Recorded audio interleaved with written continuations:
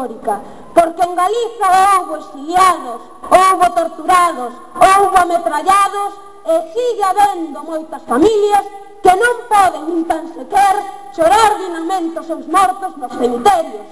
Sigue habendo milleiros de galegos que siguen a ter os seus osos repousando nos montes de Galiza. Ten moito sentido, precisamente, esta homenaxe de Galiza Nova, das mocidades do BNG, nunha data como a de hoxe. Teríanos gustado que fose onte, precisamente porque é unha data moi importante, a do 17 de Nadal, é unha data moi importante para todos os mariñaos, mas tamén para o conxunto dos galegos e galegas.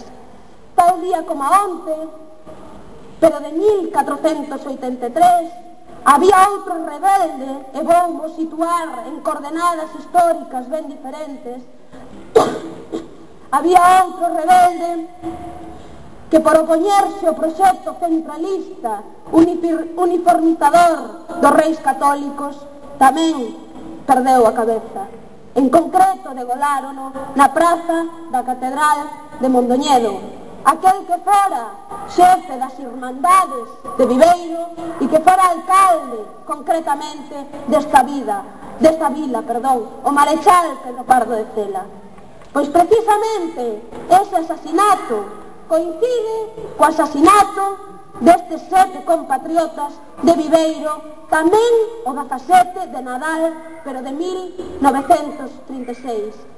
7 homes novos foron a polos novos, a polos que podían continuar a loita de Viveiro, fusilados en Lugo.